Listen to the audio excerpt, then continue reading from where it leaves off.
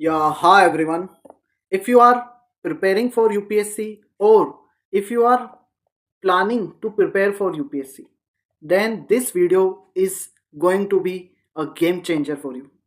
क्योंकि UPSC preparation में आप कम से कम अपने 1 से लेकर 2 साल पूरी तरीके से डेडिकेटेडली लगाने वाले हो और अगर आपने ये चीज़ें समझ ली तो आपको काफ़ी ज़्यादा फायदा हो सकता है क्योंकि आज के टाइम पे यूपीएससी गेम काफ़ी ज़्यादा चेंज हो चुका है। आपने स्कैम के रिगार्डिंग काफ़ी सारी चीज़ें सुनी होंगी। ईडब्ल्यूएस स्कैम हो रहा है। प्रीलिम्स 2025 का जो रिजल्ट है उसके ऊपर काफ़ी ज़्यादा क्वेश्चंस उठाए जा रहे हैं। Overall there is a demand for reforms in UPSC. इसमें मैंने भी एक डेडिकेटेड वीडियो बनाया है जिसमें मैंने बताया है कि कौन से रिफॉर्म्स हैं जो अगर यूपीएससी लेके आता है फॉर रिफॉर्म्स तो ये सारी प्रॉब्लम ही सोल्व हो जाएगी। बट एक ऐसी चीज़ है जिस पर अभी भी कोई भी डिटेल में बात नहीं कर रहा है, which is why UPSC IAS exam is becoming so random and uncertain. और ये जो ईडब्ल्यूएस वाला है, प्रीलिम्स वाला है, रिफॉर्म्स का है, इस सबके अगर डीपर लेवल में आप जाओगे तो आपके सामने ये 2 सवाल भी आएंगे और यहाँ पे मैं इनका जवाब देने की कोशिश करूंगा कुछ थ्योरीज की मदद से। और वहाँ पे मैं गवर्नमेंट ऑफ इंडिया के जो स्टेटमेंट हैं, जो वहाँ के ब्यूरोक्रेट्स हैं, पीएम मोदी के जो स्टेटमेंट्स हैं, उनको कनेक्ट करूंगा यूपीएससी के एक्शन से और आपके सामने कुछ थ्योरीज की मदद से जो इंटरनेट पर मैंने काफ़ी सर्च करा, जिसके बाद में मुझे पता चली, ऐसी 5 थ्योरीज की मदद से मैं आपको ये पूरा गेम समझाने की कोशिश करूंगा। और जो लास्ट की थ्योरी है that would definitely going to shock you क्योंकि वो दिखाएगी कि सब कुछ कितना बदल चुका है। So let's start it. But before this, here is a brief of my UPSC journey. I have appeared in CSE 2020, 2021 and 2022. Every time I have given IAS interview and in total I have faced 3 IAS interview boards. And यहाँ पे मैं अपनी journey को decode कर रहा हूँ backward ताकि आपको बता सकूँ what works, what doesn't works and how to easily achieve your IAS dream. Overall goal ये है कि जो मिस्टेक्स मैंने करी, मैं चाहता हूँ आप वो मिस्टेक्स ना करो। इसलिए मेरे हर वीडियो में मैं थ्योरी नहीं बल्कि प्रैक्टिकल इंसाइट्स आपको देने वाला हूँ based on the real exam experience. And इस वीडियो में भी मैं प्रैक्टिकलिटी के से आपको समझाऊंगा कि यूपीएससी गेम अब कितना ज़्यादा बदल चुका है क्योंकि मैंने 2020 से लेकर 22 तक भी इसको देखा है और उसके बाद में 2023 से लेकर 2025 तक जब मैं स्टूडेंट्स को गाइड कर रहा था, इस फील्ड में कंटेंट डेवलप कर रहा था, तब भी मैंने इसे बहुत अच्छे से देखा है।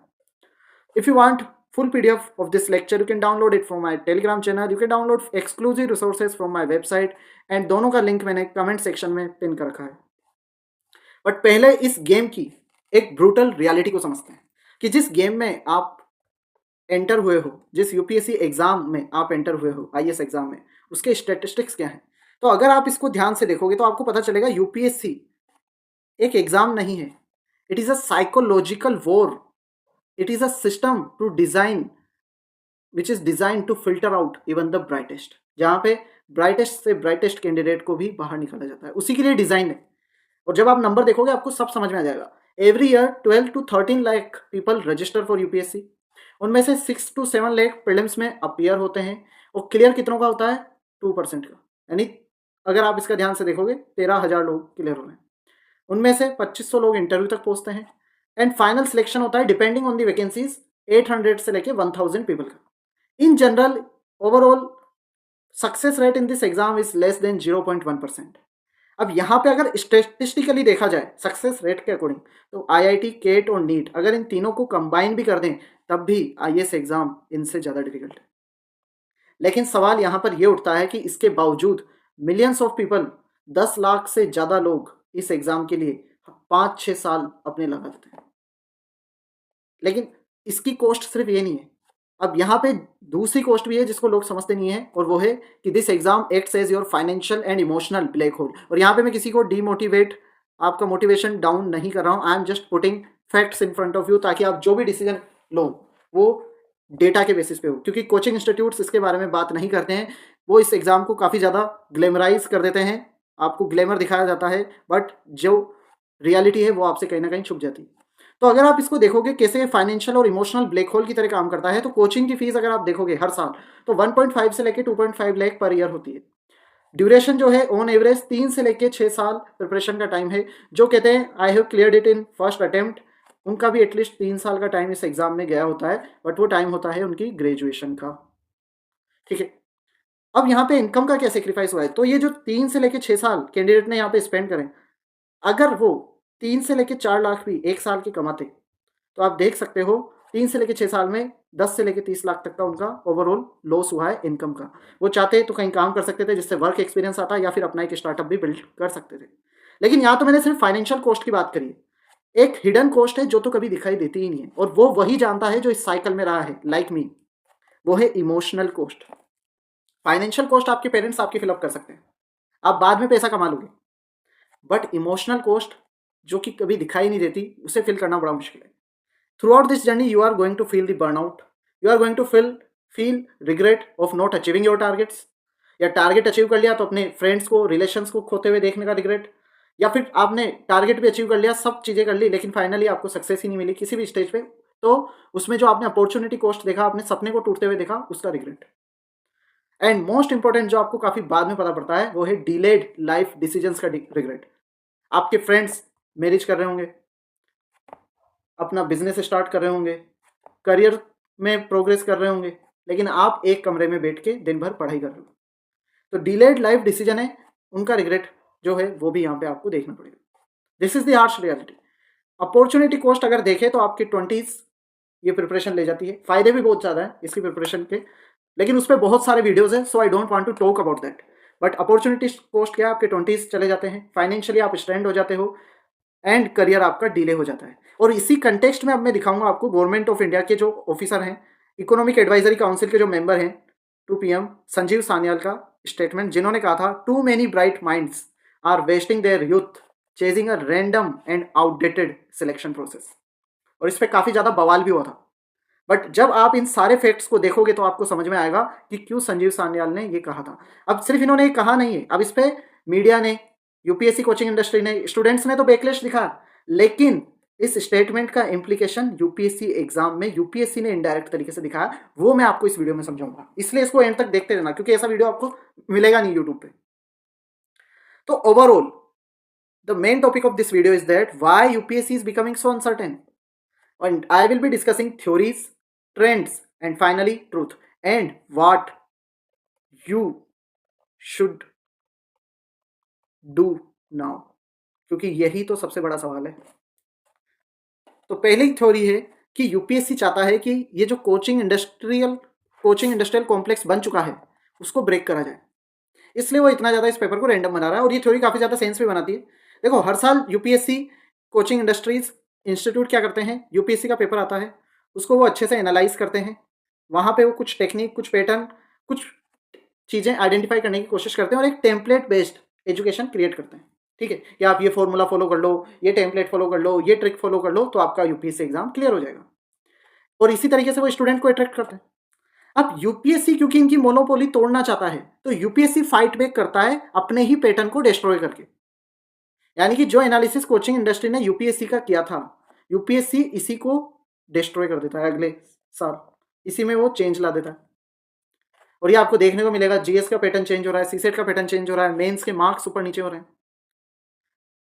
ठीक है, ताकि स्टूडेंट्स का कोचिंग इंस्टीट्यूट्स पे से विश्वास खत्म होता जाए, बट असल में होता कुछ भी नहीं है, कोचिंग इंस्टीट्यूट पे स्टूडेंट की डिपेंडेंस और ज़्यादा बढ़ जाती है। तो ये साइड इफेक्ट है, और विश्वास अगर किसी पे कम हो रहा है तो वो हो रहा है यूपीएससी पे कम हो रहा है। ठीक है, और अल्टीमेटली नुकसान किसका होता है, नुकसान किसी का नहीं होता, नुकसान होता है एस्पायरेंट का, जो अपनी जवानी इस पूरे एग्जाम में लगा रहा है। प्रीलिम्स में अगर आप देखोगे तो लॉजिक वाले क्वेश्चन अब कम आ रहे हैं, ठीक है, मेमोरी वाले कम आ रहे हैं, क्योंकि जो चीज़ें आप पढ़ रहे हो उनसे तो सवाल ही नहीं आ रहा। पहले गवर्नमेंट के करंट अफेयर से सवाल आ रहा था, आज के टाइम पे जो करंट अफेयर है वो काफ़ी ज़्यादा रैंडम है, रैंडम स्पोर्ट्स, इन सारी चीज़ों पे क्वेश्चन आ रहे हैं, और उनमें भी बहुत ही ज़्यादा माइन्यूट फैक्ट पूछे जा रहे हैं जो आप मेमोरी से कर ही नहीं सकते। पैटर्न था एक पहले पेपर का, वो पैटर्न अभी चेंज हो रहा है, नए तरीके के क्वेश्चन इंट्रोड्यूस हो रहे हैं। सीसेट एक हिडन एलिमिनेटर बन चुका है, specially hurting people who are from non stem background, specially non engineering background के जो लोग हैं उनको इस गेम में नुकसान हो रहा है सीसेट में। मेंस में अगर आप देखोगे एसे और एथिक्स में मार्क्स में वेरिएशन है, स्पेशली एसे में तो बहुत ज़्यादा वेरिएशन हो रहा है, अनप्रिडिक्टेबल होता जा रहा है। पहले एसे का एक पैटर्न था, आज आप उस पैटर्न को फॉलो करते हो, आपको मार्क्स ही नहीं मिलेंगे। तो ओवरऑल रिजल्ट क्या निकल रहा है कि even well prepared candidates they are failing, and they are feeling कि ये तो लक बेस्ड फिल्टरिंग है, जो कि कई मामलों में सच भी है। तो ये है पहली थ्योरी कि यूपीएससी कोचिंग इंडस्ट्री की डोमिनेंस को खत्म करना चाहता है, जो कि काफी सिंपल थ्योरी भी। अब इसके बाद में सेकंड थ्योरी है कि UPSC is following hidden government message to indicate India's youth कि don't waste your time over here. अब यहां पे मैं आपको एक स्टेटमेंट बताता हूं। रिसेंटली जब रैंक 1 आई थी शक्ति दुबे मैम की, जिन्होंने 6 साल इस प्रिपरेशन में लगाए, उनका 5th अटेम्प्ट था और उसमें उन्होंने रैंक 1 हासिल करी। उसी टाइम पर एक सीनियर आईपीएस ऑफिसर का कमेंट आता है कि 5 year is too long for this exam. यहां पे भी क्रिटिसिज्म होता है, बट ये दिखाता है कि जो सीनियर ऑफिशियल्स हैं, जो गवर्नमेंट के साथ में, गवर्नमेंट के अंडर काम कर रहे हैं, उनकी थॉट प्रोसेस क्या है, किस तरीके से जो सीनियर ब्यूरोक्रेसी है वो सोच रही है, क्योंकि यही तो लोग हैं जो यूपीएससी में भी काम करते हैं। अगर आप यूपीएससी बोर्ड मेंबर्स देखोगे, यूपीएससी मेंबर्स देखोगे, वो भी IPS, senior IPS, IFS officer, IAS officer ही। तो ये उनकी थिंकिंग को दिखा रहा है और यूपीएससी के एक्शन से आप रिलेट भी कर पाओगे इस चीज को। इसीलिए यूपीएससी इतना ज्यादा हार्डर होता जा रहा है, ताकि ब्लाइंड मास अटेम्प्ट जो इस एग्जाम में हो रहा है उसको रिड्यूस करा जा सके और जो टैलेंटेड यूथ है उसको शिफ्ट करा जा सके स्टार्टअप्स की तरफ, रिसर्च की तरफ, इनोवेशन की तरफ। अब मैं यहाँ पे कनेक्ट करता हूँ पीएम मोदी के कुछ स्टेटमेंट्स को। PM Modi says startups are the backbone of new India. अब यहीं पे कनेक्ट करता हूं मैं सरदार पटेल के स्टेटमेंट को, जिन्होंने कहा था civil services is the steel frame of India. तो उस टाइम पे जो सीनियर लीडर थे वो कह रहे थे सिविल सर्विसेज को स्टील फ्रेम, और आज के जो प्राइम मिनिस्टर है वो कह रहे हैं स्टार्टअप्स को बैकबोन। ये क्लियरली शिफ्ट दिखाता है गवर्नमेंट की थॉट प्रोसेस में। और जनवरी 16 को नेशनल स्टार्टअप डे भी घोषित किया गया। और जो आज के टाइम पे क्रिटिसिज्म हो रहा है सिविल सर्विसेज का, जो खुद सीनियर आईएएस ऑफिसर कर रहे हैं, I was reading about retired senior IAS officer statement, जो कह रहे थे, and I don't agree with his statement because I don't have that much knowledge about district magistrate in general, कैसे वो functioning हो रही है, बिकॉज मेरा कुछ उसमें डायरेक्ट एंगेजमेंट कभी नहीं रहा, कि DM is often hindering the development process, क्योंकि इतनी ज़्यादा रिस्पॉन्सिबिलिटी है डीएम के हाथों में कि वो जो क्लियरेंसेज है उन्हें टाइम पे नहीं कर पाते। तो आज के टाइम पे सिविल सर्विसेज को स्टील केज ऑफ इंडिया कहा जा रहा है, स्टील फ्रेम नहीं, स्टील केज ऑफ इंडिया। तो ये गवर्नमेंट की पॉलिसी, गवर्नमेंट की थॉट प्रोसेस में दिखाता है कि वो स्टार्टअप्स को, इनोवेशन को, रिसर्च को इंकरेज कर रहे हैं, और इसीलिए यूपीएससी एग्जाम इतना ज्यादा डिफिकल्ट रैंडम बनाया जा रहा है कि यूथ यहाँ पे टाइम वेस्ट करे ही ना। थर्ड थ्योरी है कि गवर्नमेंट चाहती है कि लेटरल एंट्री को पुश मिले, डोमेन एक्सपर्ट्स को पुश मिले। और आप यहाँ पे देखोगे जो डीओपीटी नीति आयोग के जो रिफॉर्म्स हैं, वहां पे वो इंटरेस्ट दिखा रहे हैं कॉन्ट्रैक्ट बेस्ड एक्सपर्ट्स को हायर करने में, लेटरल एंट्रीज में। एंड इसीलिए आपके मेंस एंड ऑप्शनल के मार्क्स को काफ़ी ज़्यादा रेंडमाइज किया जा रहा है, ताकि जो ट्रेडिशनल रूट है एंटर करने का उसको वीकन करा जा सके, और जो पैरेलल पाइपलाइन है लेटरल एंट्री की उसको इंकरेज करा जा सके। क्यों कर रही है लेकिन गवर्नमेंट ऐसा, क्यों इतना ज़्यादा लेटरल एंट्री पे फोकस है? क्यों कि आपका जो यूपीएससी का सिलेबस है, and all of you would agree with me कि that is outdated, that still belongs to 1990s। और आज के टाइम पे हमें IIT, PhD hiring, AI age governance, startup innovation, इसकी जरूरत है। और इसी कंटेक्स्ट में संजीव सान्याल ने यह भी कहा था कि अगर इस देश का जितने भी यूपीएससी एस्पायरेंट है, even half of them enter into startups, research और sports, India would transform. He said कि अगर सुंदर पिचाई, विराट कोहली, रतन टाटा भी इसी साइकिल में अपना टाइम लगा देते तो क्या होता। अब ये बात जो इनकी है, that seems very harsh, but हम इससे कंप्लीटली डिसएग्री भी नहीं कर सकते, क्योंकि ये बात काफ़ी मायनों में सही भी है, स्पेशली इन 2025 कंटेक्स्ट, आज के टाइम पे। तो लेटरल एंट्री को, डोमेन एक्सपर्ट्स को हायर करने के लिए ट्रेडिशनल रूट को वीकन करा जा रहा है। फोर्थ थ्योरी है कि यूपीएससी एक सोशो इकोनॉमिक फिल्टर की तरह काम कर रहा है। देखो, इन दी इनिशियल फेज क्या था, कुछ सोशल हायरार्की के लोग थे जो ही सिविल सर्विसेज में जा पाते थे, जिनके आईएएस आईपीएस पेरेंट्स रहते थे, या जिनके पास फाइनेंस काफ़ी अच्छा था, बिजनेस बैकग्राउंड था, या बहुत ही ज़्यादा वेल एजुकेटेड फैमिली से वो आते थे, वो ही सिविल सर्विसेज में जा पाते थे, क्योंकि उन्हीं तक वो बुक्स, कोचिंग, इन सब का एक्सेस था। बट इंटरनेट के कारण क्या हुआ, काफ़ी ज़्यादा डेमोक्रेटाइजेशन ऑफ एजुकेशन हो गया। तो इस वजह से यूपीएससी इस एग्जाम को डेलिबरेटली इतना ज़्यादा रैंडम और डिफिकल्ट बना रहा है कि नंबर ऑफ अटेम्प्ट एस्पायरेंट के ज़्यादा लग रहे हैं कुछ के, क्योंकि कभी आप प्रीलिम्स में फेल हो गए, कभी मेंस में फेल हो गए, कभी दोनों क्लियर हो गया, इंटरव्यू में अटक गए, अगर तीनों क्लियर भी हो गया तो आपको आईएएस नहीं मिला। तो इस तरीके से ये गेम हो रहा है। तो इससे क्लियरली दिख रहा है कि जिनके पास फाइनेंशियल प्रिविलेज है वो ही सालों तक इसके लिए पढ़ाई कर पाएंगे विदाउट इनकम, वही क्लियर कर पाएंगे। तो यानी कि जो फाइनेंशियली रिच बैकग्राउंड के लोग हैं वो ही इसमें एंटर कर पाएंगे। आप इसको बहुत ध्यान से समझना।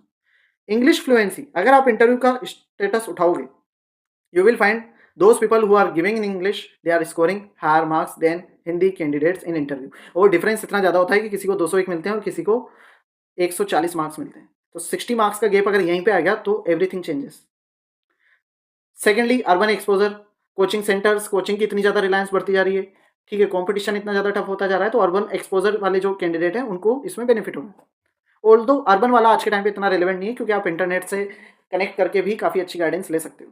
फाइनली कनेक्शन एंड गाइडेंस इस टाइम पे काफ़ी ज़्यादा इंपॉर्टेंट रोल निभा रही है, सोशल कैपिटल।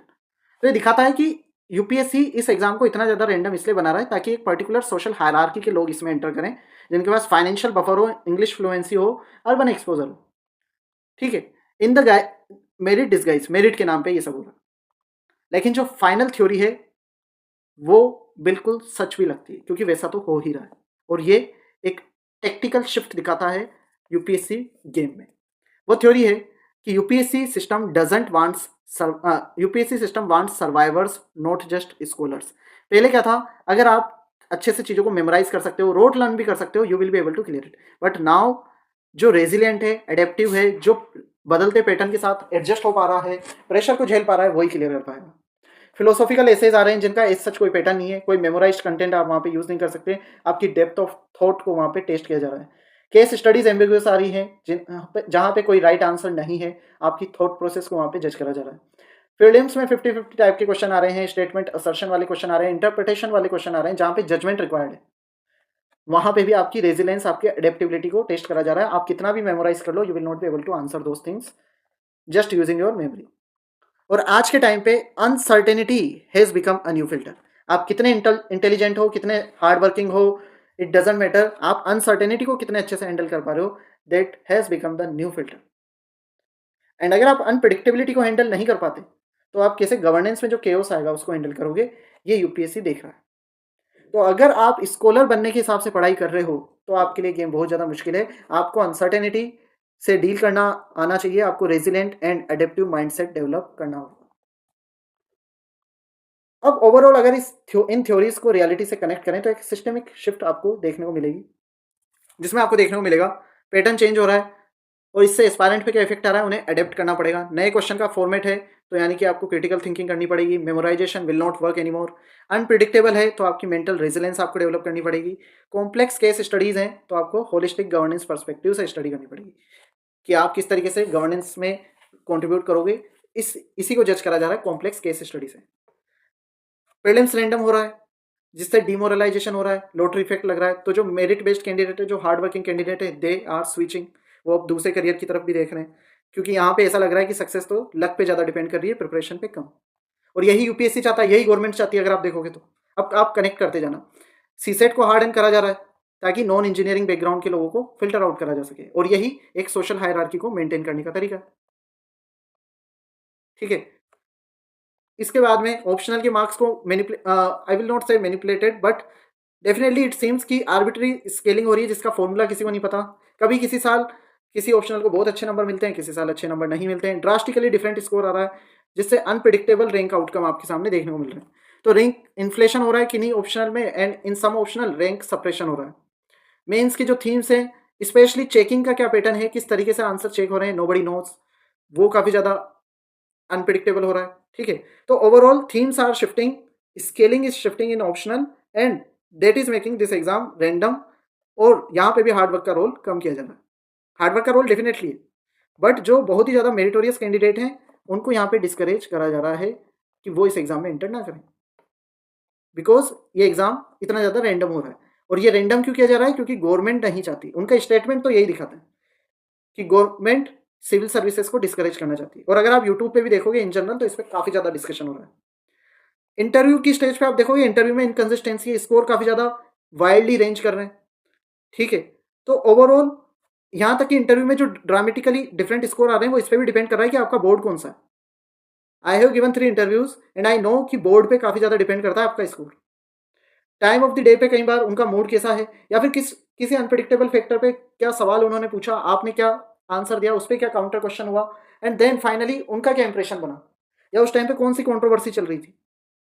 बहुत सारी चीज़ों का आपके इंटरव्यू पे इम्पैक्ट पड़ता है। अब ये सारी बातें हैं यूपीएससी की जो क्लियरली दिखा रही है कि ये रैंडम बन रहा है, क्यों बन रहा है। बट सवाल ये है कि अब हमें क्या करना है। तो एक मेटा स्ट्रेटेजी है कि आपको अब स्टेबिलिटी चेज नहीं करनी है, क्योंकि ऑलवेज एक्सपेक्ट कि पेपर तो वोलेटाइल ही होने वाला है। आपको सच में अब जर्नलिस्ट की तरह सोचना है, यानी मल्टी डिसिप्लिनरी डेप्थ लेनी है, अंडरस्टैंडिंग लेनी है। पैरेलल करियर्स की तरफ आपको देखना है, यूपीएससी को एक पाथ की तरह देखना है, नॉट दी ओनली पाथ की तरह देखना है। ठीक है, आपकी जो सक्सेस है उसमें यूपीएससी एक रास्ता है, उसके अलावा यूपीएससी के अलावा भी दूसरे रास्ते होने चाहिए। एंड अपनी स्ट्रेटेजी को अडेप्ट करो ईयर वाइज बेसिस पे, क्योंकि 2022 जैसा पेपर 23 में नहीं आता, 23 जैसा 24 में नहीं था और 24 जैसा 25 में नहीं था, और पैटर्न दिखाता है 26 में भी थोड़ा कुछ तो अलग होगा। तो आपको अडेप्ट करना है। कुछ चीज़ें सेम भी हैं, that I would be sharing कि there are certain topics, certain techniques which are repeating again and again, but it is also true कि काफ़ी सारे चेंजेस भी होंगे। What you should do now, pick a optional जिसमें आपका interest हो और उसको आप अलग एग्जाम्स में भी यूज कर सको, not just in civil services. Conceptual clarity पे फोकस करो सो दैट आपके अलग करियर पाथ में भी that can help you. CSAT के लिए prepare as if it is a GS paper, equal importance दो। आंसर राइटिंग करो, ठीक है। प्रीलिम्स के टाइम पे भी अगर आप लिखकर कुछ चीज़ों को याद करने की कोशिश करते हो दैट वुड बी बेनिफिशियल, क्योंकि पेपर सब्जेक्टिव हो रहा है। साथ में एक साइड स्किल सीखो, एआई, कंटेंट, टीचिंग, राइटिंग, जो भी आपको अच्छा लगे, बट एक side skill, specially after giving 1 or 2 attempt you can focus on side skill. And एक पैरेलल प्लान बनाओ, एसएससी, नाबार्ड या स्टेट पीसीएस, इन सब पे आप फोकस करो। एंड बिलीव मी, काफ़ी सारे स्टेट पीसीएस यूपीएससी से काफ़ी ज़्यादा ट्रांसपेरेंट हैं, वहाँ पे ज़्यादा आप रिलायबल तरीके से एग्ज़ाम क्लियर कर सकते हो। फाइनल थॉट, हम जो ये यूपीएससी का रास्ता है इसको हम कई बार हमारा एक ही रास्ता मान लेते हैं, इससे काफ़ी ज़्यादा इमोशनली अटैच हो जाते हैं और इसको ईगो पे ले लेते हैं। But here I would tell you from my experience, you are not here to prove that you are the smartest, you are here to solve, adapt and thrive. चाहे वो यूपीएससी हो या उसके बियॉन्ड किसी और चीज़ में हो। रैंडमनेस रियल है, बट अगर आपको उसके बारे में समझ है, क्लैरिटी है, तो आपको जीतने से कोई नहीं रोक सकता। And UPSC is not just uncertain now, it is evolving. और इसीलिए अगर आप अडेप्ट नहीं करोगे तो आप ऐसे पेपर के लिए प्रिपेयर कर रहे हो जो अब एग्जिस्ट करता ही नहीं है, क्योंकि पेपर का पैटर्न इनहेरेंटली काफ़ी ज़्यादा चेंज हो गया। जो बना रहे हैं, जो इंस्टीट्यूशन बना रहा है, उसका नेचर, उसका मोटिवेशन चेंज हो गया, गवर्नमेंट का एटीट्यूड चेंज हो गया। एंड ओवरऑल इस तरीके से डिज़ाइन करो कि चाहे आपका एग्जाम क्लियर हो या ना हो, UPSC should become a bonus, not your life. उसकी एक ही बेट नहीं होनी चाहिए, UPSC should be a bonus. Overall अगर आपको वीडियो से कुछ भी इंसाइट्स मिली हो, इसको लाइक जरूर से करिए, that gives me a lot of motivation. अगर आपका कोई फ्रेंड है जो यूपीएससी की तैयारी कर रहा है, definitely share this video with him. हो सकता है उसका करियर, उसका फ्यूचर इस वीडियो से किसी मायने में सेव हो जाए, उसको कुछ इंसाइट्स मिल जाए। And if you want free mentorship, you can join my Telegram channel. You can download free resources from my website, and you can subscribe to this YouTube channel for such video lessons. And all the best for your IS dream.